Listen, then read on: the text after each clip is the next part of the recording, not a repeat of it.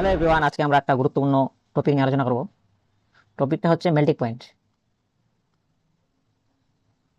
তোমরা এইরকম একটা গ্রাফ এনসিইআরটির বুকে দেখেছো। এই গ্রাফটা হচ্ছে তোমার ডিএনএ ব্লক থেকে, ঠিক আছে।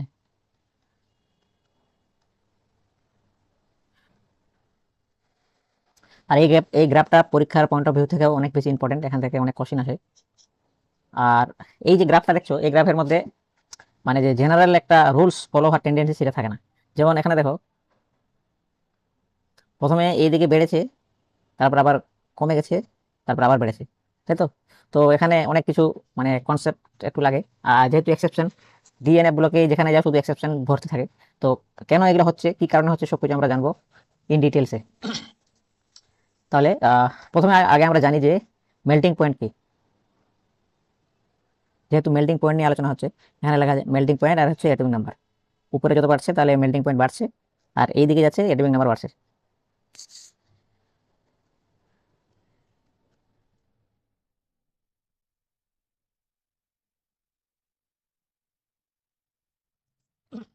মেল্টিং পয়েন্ট মানে কিছুই না আর, ধরুন একটা সলিড একটা সাবস্টেন্স আছে, যার স্টেট হচ্ছে সলিড স্টেট আছে। লাইক ধরুন এখানে একটা আইস কিউব আছে। এবার এটা এটা সলিড অবস্থা আছে, এটা লিকুইড হতে যে পরিমাণ টেম্পারেচার লাগে বাইরে থেকে, সেটা হচ্ছে মেল্টিং পয়েন্ট। কারণ কি বুঝলাম, সলিড স্টেট থেকে লিকুইড স্টেটে যেতে যে পরিমাণ টেম্পারেচার লাগছে সেটা হচ্ছে মেল্টিং পয়েন্ট। এবার বাইরে থেকে যত বেশি পরিমাণ টেম্পারেচার লাগবে তার মেল্টিং পয়েন্ট তত বেশি। যেমন বরফটা যদি আমি সিম্পল এমনি নর্মাল অবস্থায় রেখে দিই, আমাদের যে এনভায়রনমেন্টের যে টেম্পারেচার, সেই টেম্পারেচারে গলে যায়, মানে লিকুইড হয়ে যায়। তাহলে আইসের মেল্টিং পয়েন্ট অনেক কম। এবার যদি একটা লোহার টুকরোকে আমি মেল্ট করতে চাই, ধরুন একটা লোহার টুকরো আছে, এটাকে যদি আমি মেল্ট করতে চাই, মানে লিকুইড ফর্মে আনতে চাই, তাহলে আমাকে বাইরে থেকে অনেক বেশি পরিমাণে হিট দিতে হয়। এবার তোমাদের মাথায় প্রশ্ন আসছে যে বাইরে থেকে তো টেম্পারেচার দিতে হয়, এবং টেম্পারেচারের উপর ডিপেন্ড করে আইসটা, মানে এখানে বরফটা গলে লিকুইড বা জলে পরিণত হচ্ছিল। তাহলে এখানে হিট কেন লাগছে?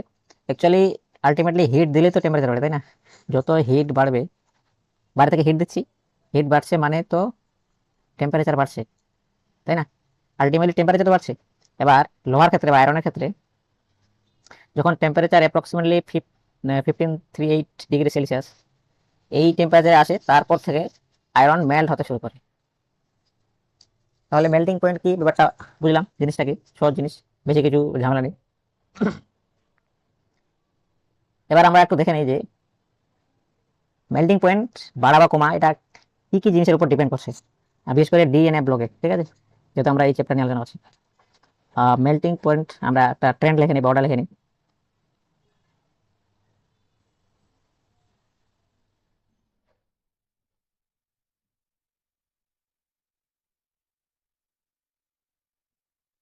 নাম্বার অফ আনপেয়ার্ড ইলেকট্রন যত বেশি বাড়বে,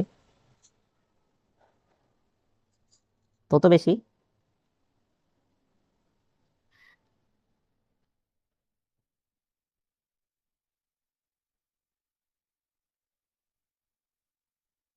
স্ট্রঙ্গার মেটালিক বন্ড হবে। মেটালিক বন্ড তত বেশি স্ট্রং হবে, এবং মেটালিক বন্ড যত বেশি স্ট্রং হবে তত বেশি মেল্টিং পয়েন্ট হবে।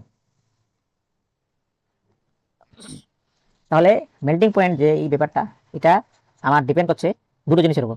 এক নাম্বার হচ্ছে আনপেয়ার্ড ইলেকট্রন, যত বেশি আনপেয়ার্ড ইলেকট্রন থাকবে তত বেশি মেটালিক বন্ডিং হবে, এবং তত বেশি মেল্টিং পয়েন্ট হবে। এবার এই তিনটা জিনিসকে আমরা এক এক করে জানার চেষ্টা করবো।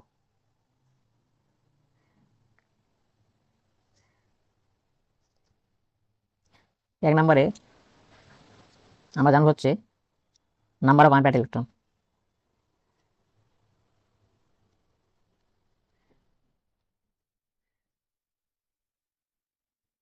এবার ডি ডি ব্লক যে সমস্ত 3D সিরিজে যে সমস্ত এলিমেন্ট আছে, যেমন scandium, titanium, vanadium, chromium, manganese, iron, cobalt, nickel, এটাকে ছোট করে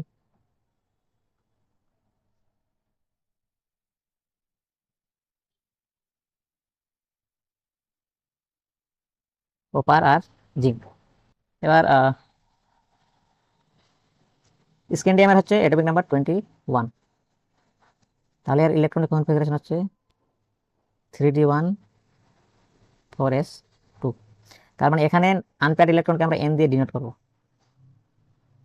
তাহলে এখানে নাম্বার অফ আনপেয়ার্ড ইলেকট্রন হচ্ছে 1। 1টা কি করে আসলো? এখানে ডি অরবিটালে আমার একটা ইলেকট্রন আছে। ডি অরবিটাল মানে 1 2 3 4, ডি অরবিটালে একটা ইলেকট্রন আছে আর এস অরবিটাল ফিল্ড আছে। তাহলে এখানে নাম্বার অফ আনপেয়ার্ড ইলেকট্রন হচ্ছে 1। এটা হচ্ছে আনপেয়ার্ড ইলেকট্রন, এইটাকে বলে পেয়ার্ড ইলেকট্রন। তাহলে নাম্বার অফ আনপেয়ার্ড ইলেকট্রন স্ক্যান্ডিয়ামের ক্ষেত্রে 1। টাইটেরিয়ামের ক্ষেত্রে হবে 3d2 4s2। তাহলে এখানে হবে n = 2। কি হবে? সেম ভাবে এখানে n = আসবে 3। ক্রোমিয়ামের ক্ষেত্রে আমরা জানি ইলেকট্রন কনফিগারেশন হয় 3d5 4s1।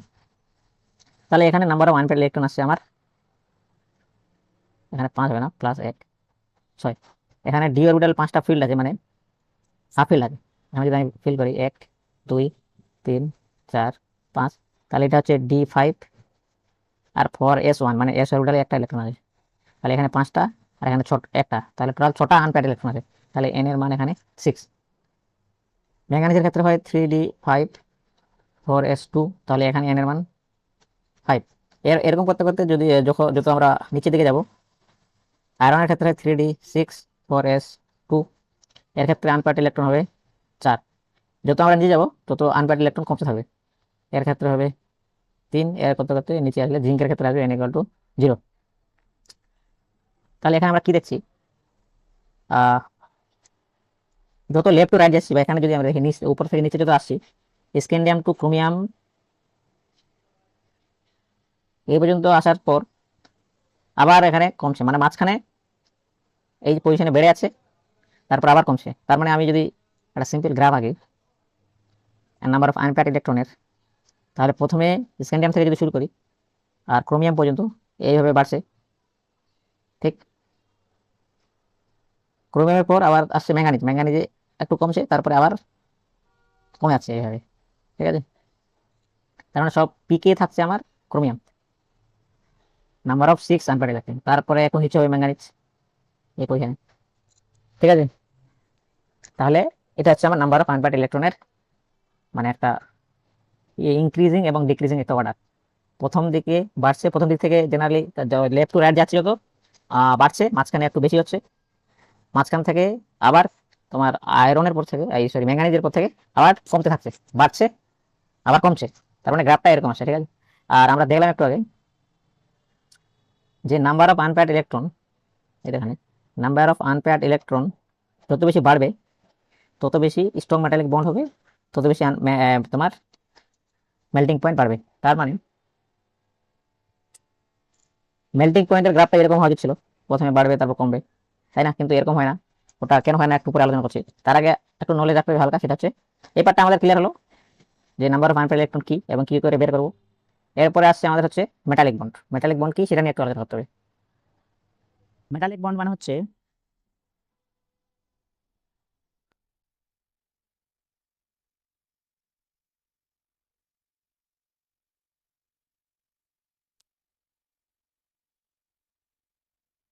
attraction between metal cation plus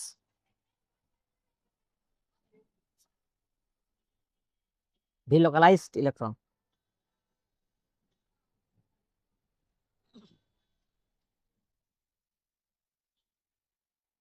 attraction between metal cation এবং তার সঙ্গে মেটাল ক্যাটায়নের যে মেটালের যে ক্যাটায়ন আছে তার সঙ্গে ডিলোকালাইজড যে ইলেকট্রন থাকে তার যে অ্যাট্রাকশন, সেটাকে বলা হয় মেটালিক বন্ড। মেটালিক বন্ড তাহলে ডিপেন্ড করছে ডিলোকালাইজড ইলেকট্রনের উপর। ডিলোকালাইজড ইলেকট্রন মানে হচ্ছে যে ইলেকট্রনগুলো ফ্রিলি মুভমেন্ট করতে পারে, ফ্রি মুভমেন্ট।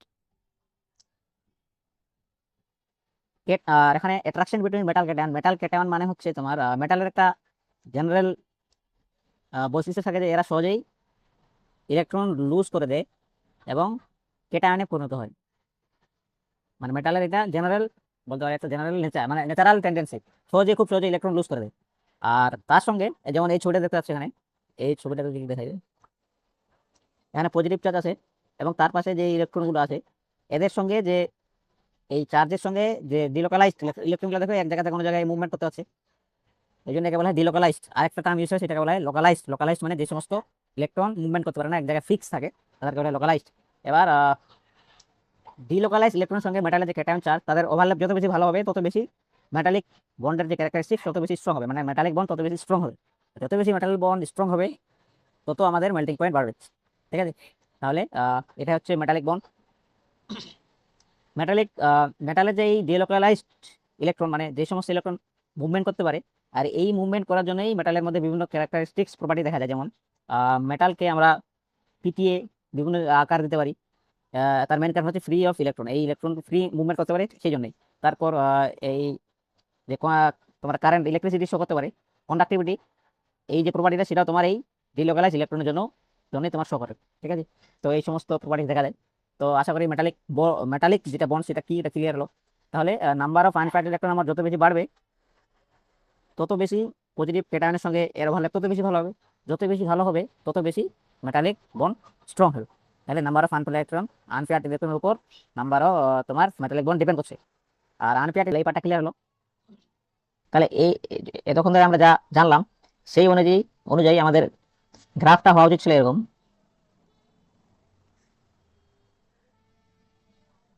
এটা যদি তোমার মেল্টিং পয়েন্ট হয় আর এদিকে অ্যাটমিক নাম্বার, ঠিক আছে, তাহলে প্রথম দিক থেকে আনপেয়ার্ড ইলেকট্রন এইভাবে বাড়ছে,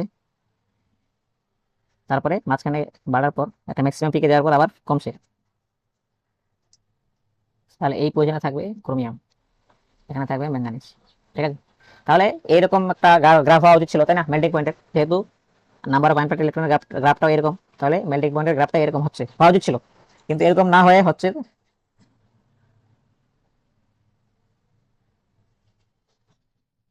এরকম। এখানে কি দেখছি যে প্রথমে গ্রাফটা এখানে বাড়ছে, এখানে ম্যাঙ্গানিজ অনেকখানি কমে গেছে, ম্যাঙ্গানিজের পজিশন এখানে হওয়া ছিল, এখানে না হয়ে অনেকখানি কমে গেছে, তারপরে আবার মানে জেনারেল যেটা অর্ডার সেইটা ফলো করছে, কিন্তু ম্যাঙ্গানিজ কমে যাচ্ছে কেন সেটা নিয়ে আলোচনা করবো। ঠিক আছে,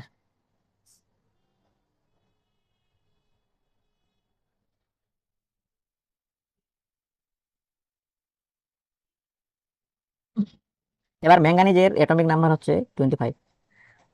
এবার এর যদি ইলেকট্রনিক কনফিগারেশন দেখি তাহলে হচ্ছে 3d5 4s2, তাই তো? এবার এই যে d5 এটাকে বলা হয় হাফ ফিল্ড।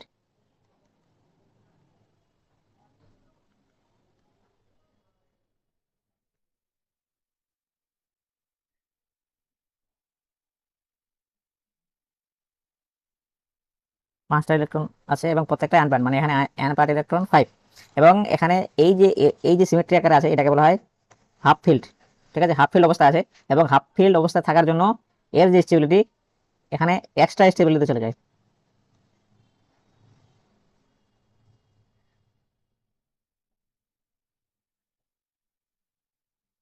ডি অরবিটালের ম্যাক্সিমাম D10 হওয়ার সম্ভাবনা আছে। D10 অবস্থা যখন থাকবে সেটাকে বলা হয় ফুললি ফিল্ড, আর D5 এটাকে বলা হয় হাফ ফিল্ড। এই দুই অবস্থা থাকলে স্টেবিলিটি এক্সট্রা স্টেবিলিটি পৌঁছে যায়।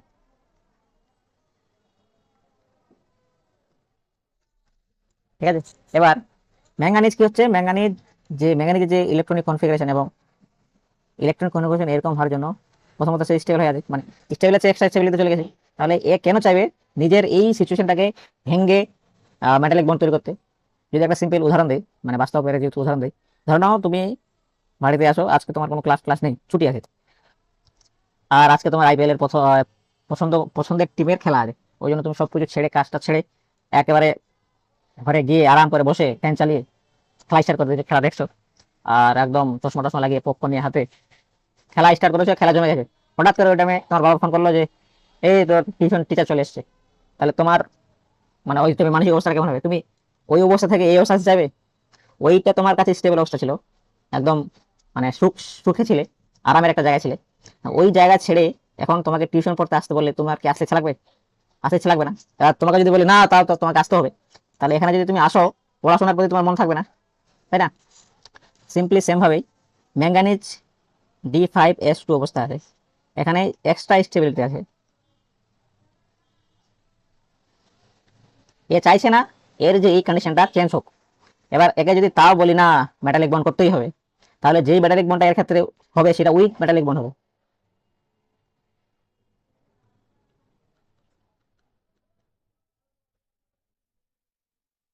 ঠিক এই কারণেই ম্যাঙ্গানিজের ক্ষেত্রে যেহেতু উইক মেটালিক বন্ড তৈরি হয়েছে, এর মেল্টিং পয়েন্ট অনেক বেশি কম হয়।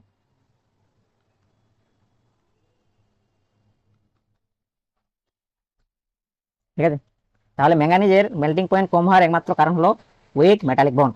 ঠিক আছে, আর P5 তোমার হাফ ফিল্ড অবস্থায় থাকার জন্য উইক মেটালিক বন্ড হচ্ছে, এবং উইক মেটালিক বন্ড হওয়ার জন্য মেল্টিং পয়েন্ট অনেক বেশি কম হচ্ছে, এটা হচ্ছে এর কারণ। তাহলে গ্রাফটাতে যদি আমি আরেকবার দেখি, তাহলে এই কারণে প্রথমে একটু মুছে দিই ভালোভাবে।